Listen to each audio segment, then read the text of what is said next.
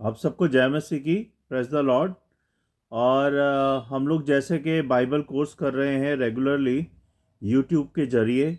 हम रोज़ाना एक अध्याय पढ़ते हैं और उसका कंक्लूज़न पे बात करते हैं, है ना। और मैं यही उम्मीद कर रहा हूँ कि आप लोग भी सीख रहे हैं और मैं भी सीख रहा हूँ।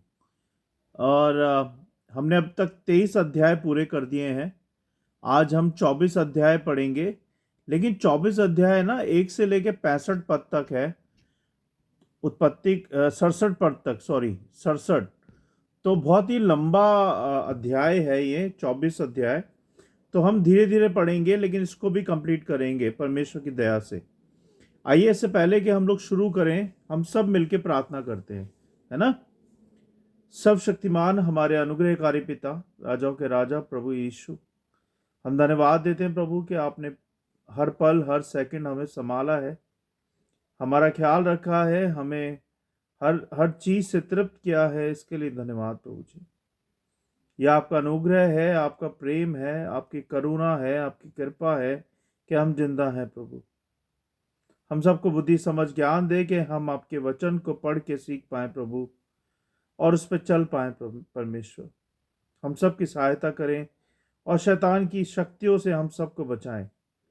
इस वीडियो सभा को हम सबको आपके हाथों में सौंपते हैं। प्लीज आप देखे संभालें प्रभु यीशु मसीह के नाम से, आमीन। तो हम पढ़ेंगे 24 अध्याय उत्पत्ति का। इसमें ऐसे लिखा है, मैं पढ़ूंगा, आप बाइबल है तो बाइबल निकाल लो, नहीं है तो कोई बात नहीं है, आप लोग सुन सकते हैं। इब्राहिम वृद्ध था और उसकी आयु बहुत थी। यहोवा ने सब बातों में उसको आशीष दी थी। इब्राहिम ने अपने उस दास से जो उसके घर में पुरनिया और उसकी सारी संपत्ति पर अधिकारी था कहा, अपना हाथ मेरी जांघ के नीचे रख और मुझसे आकाश और पृथ्वी के परमेश्वर यहोवा की इस विषय में शपथ खा कि तू मेरे पुत्र के लिए कनानियों की लड़कियों में से जिनके बीच में रहता हूं किसी को ना ले आएगा, परंतु तू देश में मेरे ही कुटुंबियों के पास जाकर मेरे पुत्र इसहाक के लिए एक पत्नी ले आएगा।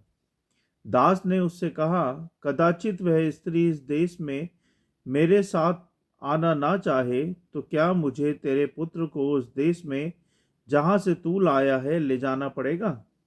इब्राहिम ने उससे कहा, चौकस रह, मेरे पुत्र को वहां कभी ना ले जाना। स्वर्ग का परमेश्वर यहोवा स्वर्ग का परमेश्वर यहोवा जिसने मुझे मेरे पिता के घर से और मेरी जन्मभूमि से ले आकर मुझसे शपथ खाकर कहा है कि मैं यह देश तेरे वंश को दूंगा, वहीं अपना दूत तेरे आगे आगे भेजेगा कि तू मेरे पुत्र के लिए वहां से एक स्त्री ले आए। और यदि वह स्त्री तेरे साथ आना ना चाहे तब तो तू मेरी इस शपथ से छूट जाएगा, पर मेरे पुत्र को वहां ना ले जाना। तब उस दास ने अपने स्वामी इब्राहिम की जांघ के नीचे हाथ रखकर कहा, उससे इस विषय की शपथ खाई। तब वह दास अपने स्वामी के ऊँटों में से 10 ऊँट छांट कर उसके सब उत्तम उत्तम पदार्थों में से कुछ कुछ लेकर चला और मसोपोटामिया में नाहोर के नगर के पास पहुंचा। और उसने ऊँटों को नगर के बाहर एक कुएं के पास बैठाया। वह शाम का समय था, जिस समय स्त्रियां जल भरने के लिए निकलती हैं। वह कहने लगा, हे मेरे स्वामी इब्राहिम के परमेश्वर यहोवा, आज मेरे कार्य को सिद्ध कर और मेरे स्वामी इब्राहिम पर करुणा कर। देख, मैं जल के इस सोते के पास खड़ा हूँ और नगरवासियों की बेटियां जल भरने के लिए निकली आती हैं। सो ऐसा न होने दे कि जिस कन्या से मैं कहूँ कि अपना घड़ा मेरी मेरी ओर झुका कि मैं पीऊँ, और वह कहे कि पी ले, पीछे मैं तेरे ऊँटों को भी पिलाऊंगी, सो वही हो जिसे तूने अपने दास इसहाक के लिए ठहराया हो। इसी रीति मैं जान लूंगा कि तू मेरे स्वामी पर करुणा की है, और ऐसा हुआ कि जब वह कह ही रहा था कि रिबका जो इब्राहिम के भाई नाहोर के जन्माए मिल्का के पुत्र बैतूल की बेटी थी, वह कंधे पर घड़ा लिए लिए हुए आई। वह अति सुंदर और कुमारी थी और किसी पुरुष का मुंह न देखा था। वह कुएं में सोते के पास उतर गई और अपना घड़ा भर के फिर ऊपर आई। तब वह दास उससे भेंट करने को दौड़ा और कहा, अपने घड़े में से थोड़ा पानी मुझे पिला दे। उसने कहा, हे मेरे प्रभु, ले पी ले। और उसने फुर्ती से घड़ा उतार कर हाथ में लिए लिए उसको पिला दिया। जब वह उसको पिला चुकी तक जब वो उसको पिला चुकी तब कहा, मैं तेरे ऊँटों के लिए भी अब तक पानी भर भर लाऊंगी जब तक वे पी ना चुके। तब वह फुर्ती से अपने घड़े का जल औंधे में उड़ेल कर फिर कुएं पर भरने को दौड़ गई और उसके सब ऊँटों के लिए पानी भर भर दिया। और वह पुरुष उसकी ओर चुपचाप अचंभे के साथ ताकता हुआ ये सोचता था कि यहोवा ने मेरी यात्रा को सफल किया है कि नहीं। जब ऊँट पी चुके तब उस पुरुष ने 8 तोले सोने का एक नथ निकालकर उसको दिया और 10 तोले सोने के कंगन उसके हाथों में पहना दिए और पूछा कि तू किसकी बेटी है, ये मुझको बता दे। क्या तेरे पिता के घर में हमारे टिकने के लिए स्थान है? उसने उत्तर दिया, मैं तो नाहोर के जन्माए मिल्का के पुत्र बैतूल की बेटी हूँ।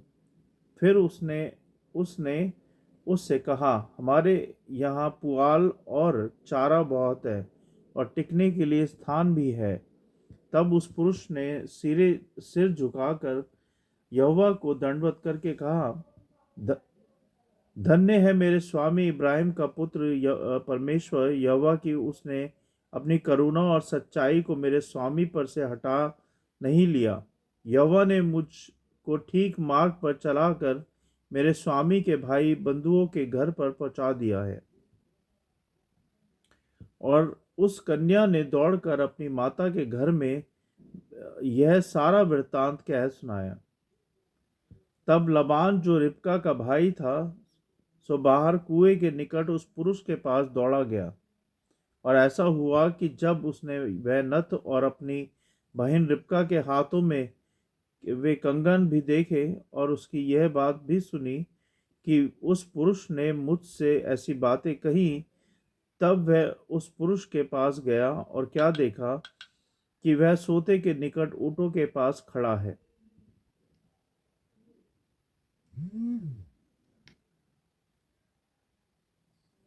उसने कहा, हे यहोवा की ओर से धन्य पुरुष, भीतर आ। तू क्यों बाहर खड़ा है? मैंने घर को और ऊँटों के लिए भी स्थान तैयार किया है। और वह पुरुष घर में गया और लबान ने ऊँटों की काठियाँ खोल कर पुआल और चारा दिया और उसके संगी जनों के पांव धोने को जल दिया। तब इब्राहिम के दास के आगे जलपान के लिए कुछ रखा गया, पर उसने कहा, मैं जब तक अपना प्रयोजन ना कह दूं तब तक कुछ ना खाऊंगा। लबान ने कहा, कह दे। तब उसने कहा, मैं तो इब्राहिम का दास हूँ और यहोवा ने मेरे स्वामी को बड़ी आशीष दी है। वह महान पुरुष हो गया है और उसने उसको भेड़ बकरियां, गायें बैल, सोना और रुपा, दास दासियां, ऊंट और गधे दिए हैं। और मेरे स्वामी की पत्नी सारा के बुढ़ापे में उससे एक पुत्र उत्पन्न हुआ और उस पुत्र को इब्राहिम ने अपना सब कुछ दे दिया। और मेरे स्वामी ने मुझे यह शपथ खिलाई है कि मैं उसके पुत्र के लिए कनानियों की लड़की में से जिनके देश में वह रहता है कोई स्त्री ना ले आऊँगा और उसके पिता के घर और कुल के लोगों के पास जाकर उसके पुत्र के लिए एक स्त्री ले आऊँगा। तब मैंने अपने स्वामी से कहा, कदाचित वह स्त्री मेरे पीछे ना आए। तब उसने मुझसे कहा, यहोवा जिसके सामने मैं चलता आया हूँ, वह तेरे संग अपने दूत को भेजकर तेरी यात्रा को सफल करेगा। तू मेरे कुल और मेरे पिता के घराने में से मेरे पुत्र के लिए एक स्त्री ले आ सकेगा। तू तब ही मेरी शपथ से छूटेगा जब तू मेरे कुल के लोगों के पास पहुंचेगा, अर्थात यदि वे मुझे कोई स्त्री ना दे तो तू मेरी शपथ से छूटेगा। मैं आज उस कुएं के निकट आकर कहने लगा, हे मेरे स्वामी इब्राहिम के परमेश्वर यहोवा, यदि तू मेरी इस यात्रा को सफल करता हो तो देख, मैं जल के इस कुएं के निकट खड़ा हूँ। सो ऐसा हो कि जो कुमारी जल भरने के लिए निकल आए और मैं उससे कहूँ, अपने घड़े में से मुझे थोड़ा पानी पिला, और वह मुझसे कहे, पी ले, और मैं तेरे ऊँटों के पीने के लिए भी पानी भर दूंगी, वह स्त्री हो जिसको तूने मेरे स्वामी के पुत्र के लिए ठहराया है। मैंने मन ही मन ये कह ही रहा था कि देख, रिबका कंधे पर घड़ा लिए हुए आई। फिर वह सोते के पास उतर के भरने लगी, और मैंने उससे कहा, मुझे पिला दे। और उसने फुर्ती से अपने घड़े को कंधे पर से उतार के कहा, ले पी ले, पीछे मैं तेरे ऊँटों को भी पिलाऊंगी। मैंने पी लिया, और उसने ऊँटों को भी पिला दिया। तब मैंने उससे पूछा कि तू किसकी बेटी है? और उसने कहा, मैं तो नाहोर के जन्माए मिल्का के पुत्र बैतूल की बेटी हूँ। तब मैंने उसकी नाक में वह नथ और उसके हाथों में यह कंगन पहना दिए। फिर मैंने सिर झुकाकर यहोवा को दंडवत किया और अपने स्वामी इब्राहिम परमेश्वर यहोवा का धन्य कहा, क्योंकि उसने मुझे ठीक मार्ग से पहुंचाया कि मैं अपने स्वामी के पुत्र के लिए उसकी भतीजी को ले जाऊं। सो अब यदि तू मेरे स्वामी के साथ कृपा और सच्चाई का व्यवहार करना चाहते हो तो मुझसे कहो, और यदि नहीं चाहते हो तो भी मुझसे कह दो, ताकि मैं दाहिनी और व बाईं ओर फिर जाऊं। तब लबान और बैतूल ने उत्तर दिया, यह बात यहोवा की ओर से हुई है, सो हम लोग तुझसे ना तो भला कह सकते ना बुरा। देख, रिबका तेरे सामने है, उसको ले जा, और वह यहोवा के वचन के अनुसार तेरे स्वामी के पुत्र की पत्नी हो जाए। उनका ये वचन सुनकर इब्राहिम के दास ने भूमि पर गिर के यहोवा को दंडवत किया। फिर उस दास ने सोने और रूपे के गहने और वस्त्र निकाल कर रिबका को दिए, और उसके भाई और माता को भी उसने अनमोल अनमोल वस्तुएं दी। तब उसने अपने संगी जनों समेत भोजन किया और रात वहीं बिताई, और तड़के उठकर कहा, मुझको अपने स्वामी के पास जाने के लिए विदा करो। रिबका के भाई और माता ने कहा, कन्या को हमारे पास कुछ दिन अर्थात कम से कम 10 दिन रहने दें, फिर उसके पश्चात वह चली जाएगी। उसने उनसे कहा, यहोवा ने जो मेरी यात्रा को सफल किया है, तो तुम मुझे मत रोको। अब मुझे विदा कर दो कि मैं अपने स्वामी के पास जाऊं। उन्होंने कहा, हम कन्या को बुलाकर पूछते हैं और देखेंगे कि वह क्या कहती है। सो उन्होंने रिबका को बुलाकर उससे पूछा, क्या तू इस मनुष्य के संग जाएगी? उसने कहा, हाँ, मैं जाऊंगी। तब उन्होंने अपनी बहन रिबका और उसकी गायें और इब्राहिम के दास और उसके साथी सबों को विदा किए। और उन्होंने रिबका को आशीर्वाद देकर कहा, हे हमारी बहन, तू हजारों लाखों की आदि माता हो, और तेरा वंश अपने बैरियों के नगरों का अधिकारी हो। इस पर रिबका अपनी सहेलियों समेत चली और ऊँट पर चढ़ के उस पुरुष के पीछे हो ली। सो वह दास रिबका को साथ लेकर चल दिया।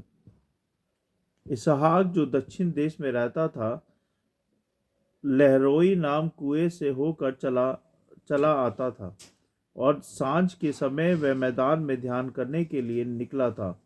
और उसने आंखें उठाकर क्या देखा कि ऊँट चले आ रहे हैं, और रिबका ने भी आंख उठाकर इसहाक को देखा, और देखते ही ऊँट पर से उतर पड़ी।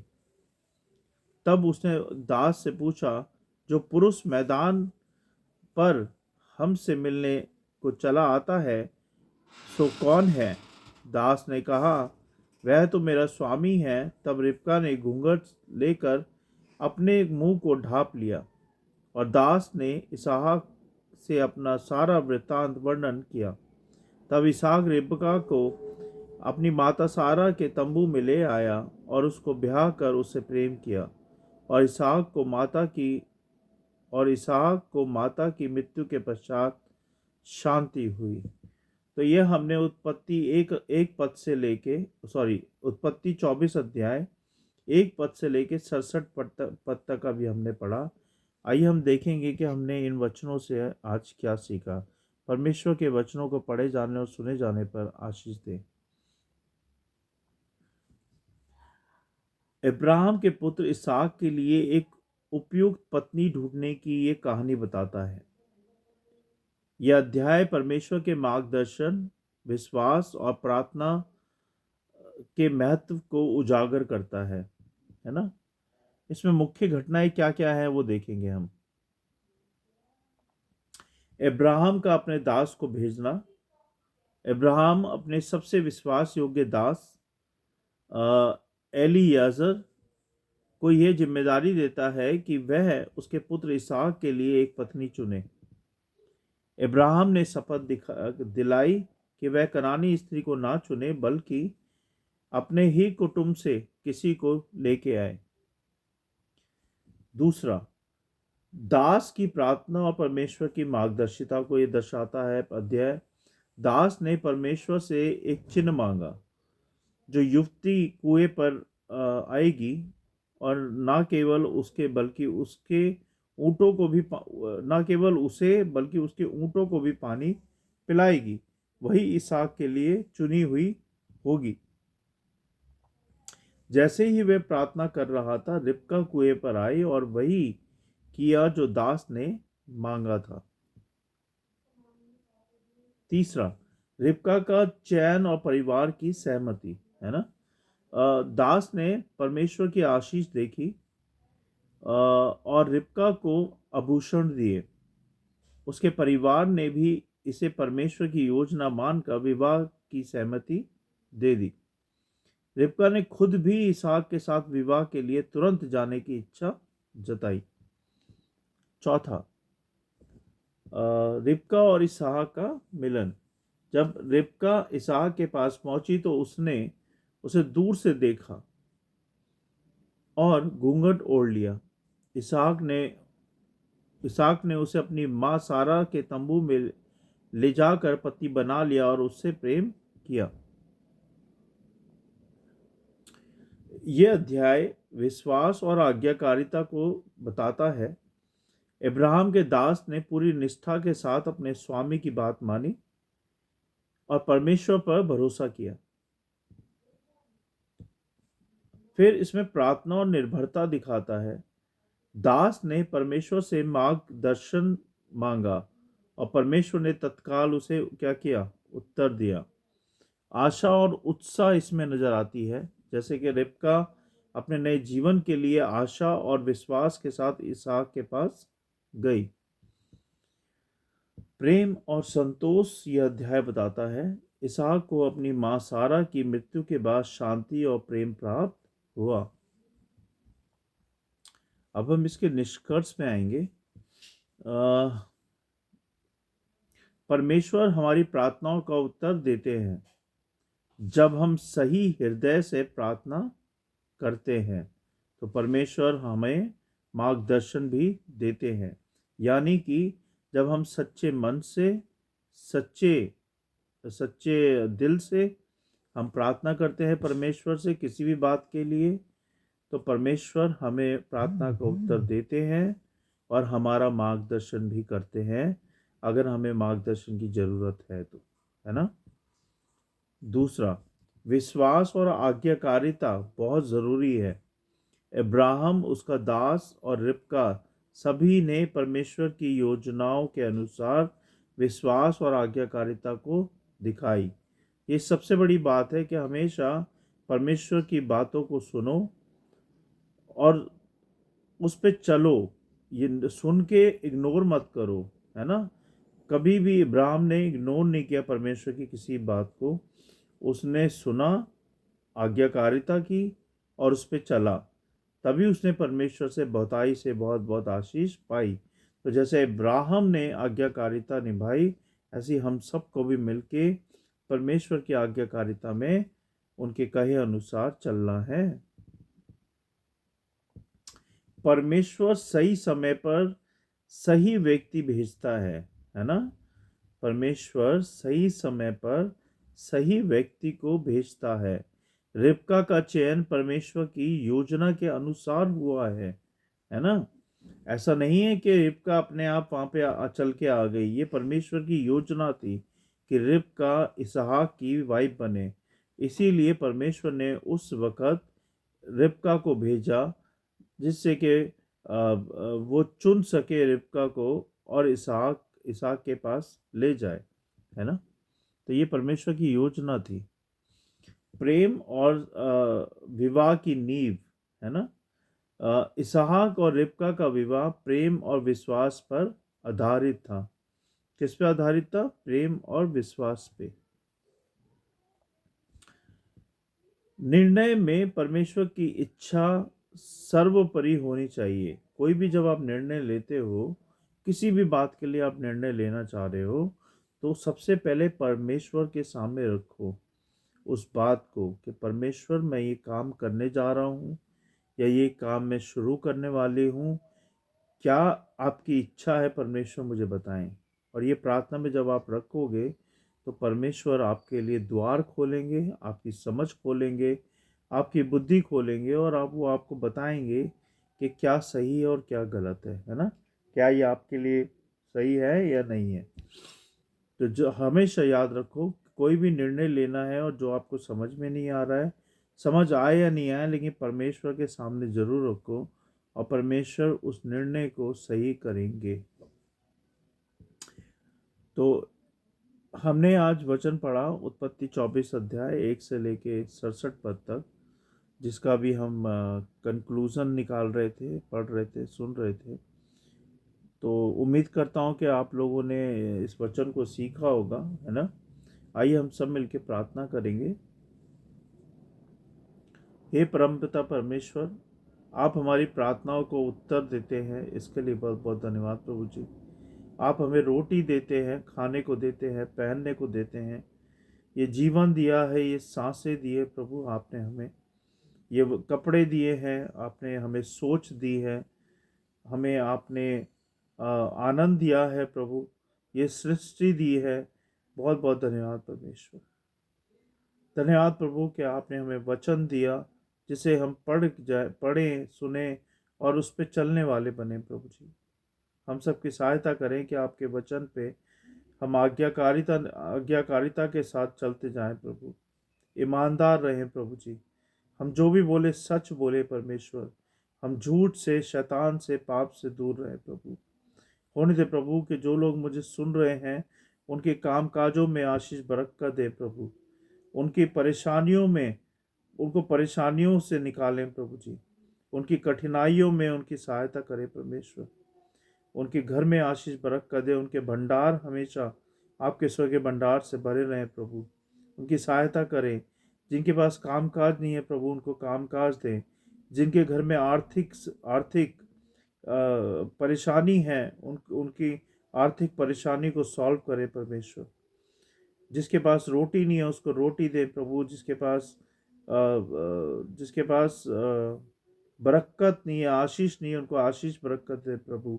जिनके दिल टूटे हैं उनके दिलों को जोड़े परमेश्वर। उनके दुखों को कम करे मेरे प्रभु। उनके दुख में सहायता करें परमेश्वर। उनके मनों में शांति दें प्रभु जी। उनको उनको संभालें परमेश्वर। जो लोग मुझे सुन रहे हैं, देख रहे हैं, इस प्रार्थना के जरिए प्रभु उनके घर में बरकत हो, उनको आशीषित हो प्रभु जी। उनके बाल बच्चे खूब बड़े आप में आपकी महिमा होने पाए परमेश्वर। उनकी सहायता करें, उनके उनके साथ रहे मेरे प्रभु। उनकी सहायता करें। बहुत बहुत धन्यवाद प्रभु आज के वचनों के लिए, अभी तक हमें संभालने के लिए, सारी आशीषों के लिए। होने दे प्रभु कि ये वचन लाखों गुना नहीं, कम करोड़ों गुना फैले प्रभु जी और सबके दिलों में बस जाए परमेश्वर। इन वचनों की रखवाली करें, हम सब की रखवाली करें और शैतान के हाथों से हम सबको और इन वचनों को बचाएं प्रभु। बहुत बहुत धन्यवाद प्रभु आज के दिन के लिए, अभी तक संभालने के लिए, हर बात के लिए, हर चीज़ के लिए जो आपने हमारे लिए की है प्रभु। बहुत बहुत धन्यवाद। क्षमा कीजिएगा जो भी जाने अनजाने में जानबूझ के हम सब से जो भी गुनाह, जो भी अपराध, जो भी पाप हुए हैं, उन सारे पापों के लिए, उन गुनाहों के लिए हम सबको क्षमा करें और हम सबको अपने लहू से धो के शुद्ध पवित्र करें, जिससे कि हम आपके योग्य बन पाएं प्रभु जी, हम आपके काबिल बन पाएं प्रभु जी। हम सबकी सहायता करें। बहुत बहुत धन्यवाद प्रभु, हर एक बात के लिए, हर एक चीज़ के लिए। मैं इन वचनों को और हम सबको और सारी बातों को और इस प्रार्थना को आपके चरणों में रखता हूँ। सुने ग्रहण करें प्रभु यीशु मसीह के नाम से, आमीन। Praise the Lord. आप सबको गॉड ब्लेस यू ऑल। और कल हम मिलेंगे यूथ क्लास में। हम मंडे टू सैटरडे रेगुलर वचन पढ़ेंगे, लेकिन कल से हम स्टार्ट कर रहे हैं यूथ क्लास। तो मैं आप सबसे रिक्वेस्ट करूँगा, आपके जो भी बच्चे हैं यूथ एज में हैं, उन सबको बोलें कि ये वीडियो ज़रूर देखें और अटेंड करें। उनको बहुत बहुत परमेश्वर से आशीष मिलेगी। मिलते हैं हम कल। God bless you all. Praise the Lord. Thank you. जय मसीह की।